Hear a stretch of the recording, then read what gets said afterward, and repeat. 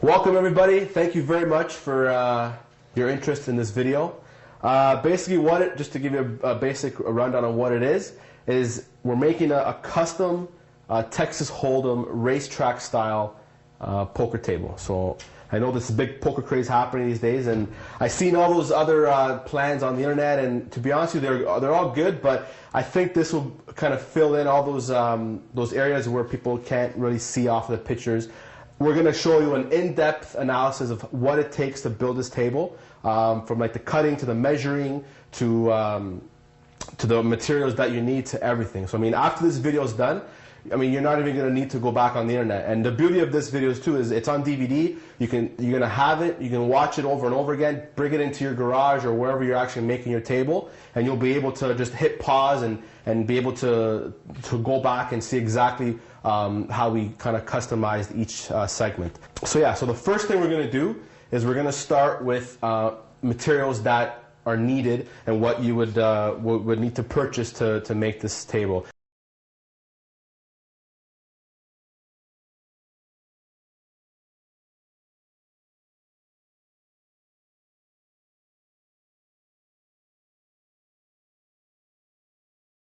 Okay, so here we go. We're going to start the actual construction of this table.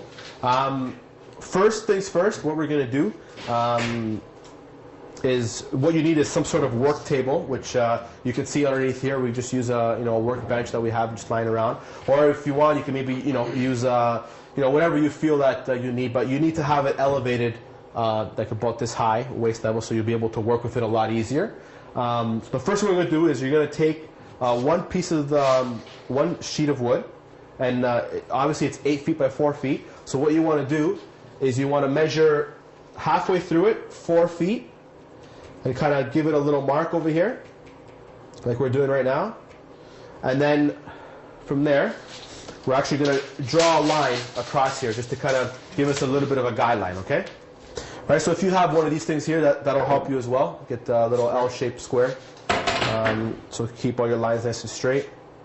Just measure it up to there, and it doesn't have to be anything crazy. Just a little light penciling, just so it gives you more of an idea, kind of help you it lays it out a little better. This is going to go a bit more like this, right there. Okay, so just take it there. Beautiful.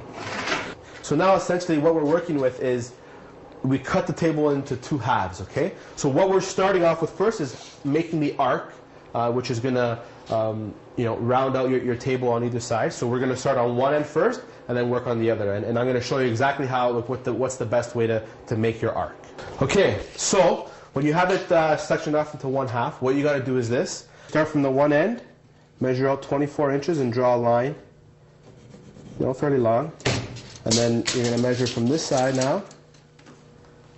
And then essentially what you want to do is at 24 inches, make a cross, and extend the line a bit. And that's your center axis point for your arc. So from this half, you're going to find the middle. And what you're going to do from there is we're going to drill a screw, and that's going to be our center axis point to make our arc, which is 24 inches from either side. Once you've figured out your center axis points, do it for both sides, which we already did. So find 24 inches and 24-inch center. Then what you need is maybe like a little nail or a tack or something. What you're going to do is you're going to nail it into that axis point, and then you're going to tie the string to that nail. This is how we're going to make our arc, okay? Once you have it tied to the nail, it's going to look something like this. I'll bring it up close. Right? Now if you can use a tack or whatever you want, just tie it, right, the string. And then you go back to the center axis point, right? And just, you don't have to nail it all the way through.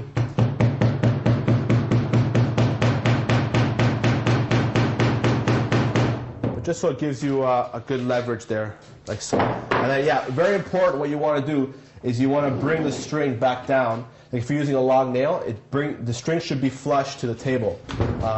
So let me just show you what that looks like. So see how it's up there? You want to make sure it's flush to the table. Bring it down, and then stretch it out.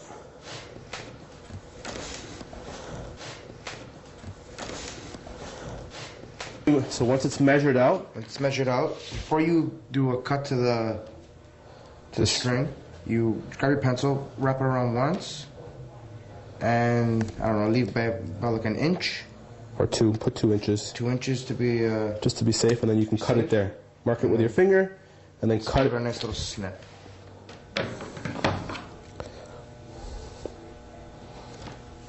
So what you're going to do is you're going to put the pencil right at the edge, and you're going to pull the string nice and tight. Wrap it around, and that's where you're going to make your tie knot. You're going to tie, make sure it's nice and tight, and there's no slack. And there you go. There's the carpenter at work there, with his teeth. All right. So let's see. Perfect. Excellent. So once you've done that, then you can start making your arcs, and just nice and easy.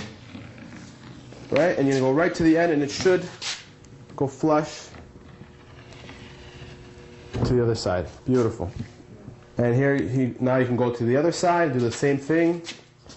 Nice and easy. I mean, if it's a little bit off, a little bit crooked, it's not a big deal because, I mean, this is going to be your rail part, so, because, the wood could be bumpy, right? So you just make the line, and there you go. You should have your half circle ready to be cut.